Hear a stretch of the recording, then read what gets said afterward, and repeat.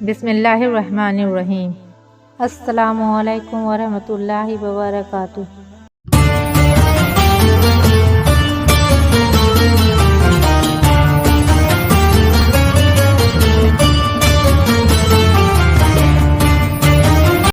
ایک عالم دین پینسل سے بیٹھے کچھ لکھ رہے تھے۔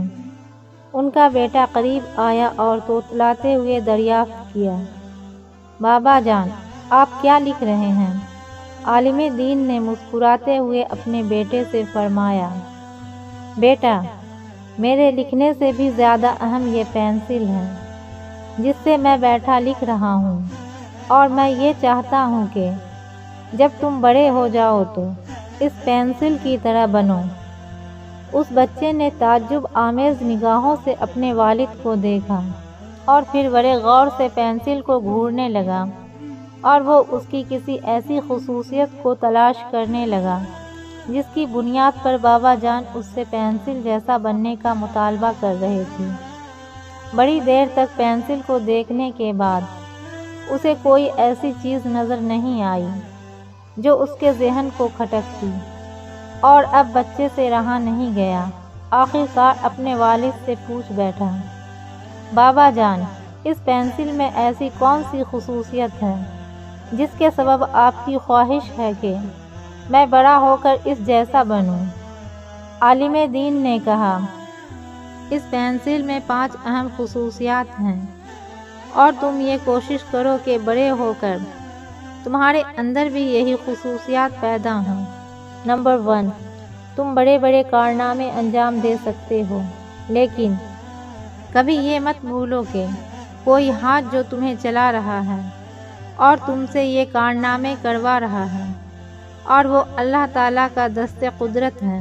نمبر 2، کبھی کبھی جب اس کی نوک گھس جاتی ہے تو کٹر یا چاقو وغیرہ سے اسے تراشا جاتا ہے، اگرچہ یہ ایک اذیت ناک چیز ہوتی ہے، لیکن بہرحال اس کی نوک تیز ہو جاتی ہے اور پھر یہ اچھے سے کام کرنے لگتی ہے۔ بس تمہیں بھی یہ جان لینا چاہیے کہ انسان کو اگر کوئی دکھ اور صدمہ پہنچتا ہے وہ اس لیے ہوتا ہے تاکہ تم بہتر کارکردگی کا مظاہرہ کر سکو۔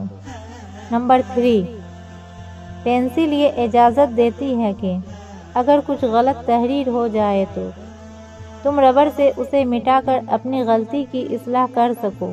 بس تم یہ سمجھ لو کہ ایک غلطی کو صحیح کرنا غلطی نہیں ہے۔ نمبر 4، یہ بات بھی ذہن نشیں رہے کہ پینسل کی لکڑی اور اس کا خول لکھنے اور تحریر کرنے کے کام نہیں آتا، بلکہ لکھنے کے کام ہمیشہ وہ مغز آتا ہے جو اس لکڑی کے اندر چھپا ہوا ہوتا ہے۔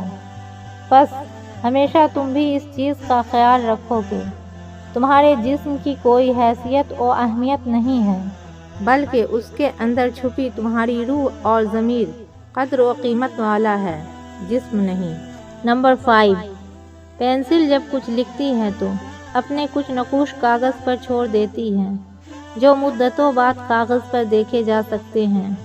بس تم بھی یہ بات سمجھ لو کہ تم بھی جو کام کرو گے اس کے نقوش تمہارے بعد باقی رہیں گے۔ اب یہ تمہارا کام ہے کہ تم کیسے نقوش چھوڑ کر جاتے ہو۔ بس کسی عمل کو انجام دینے سے پہلے کئی بار غور و فکر کر لو کہ کہیں تم کچھ غلط تو نہیں کر رہے ہو۔ جزاک اللہ خیر۔ فقط والسلام۔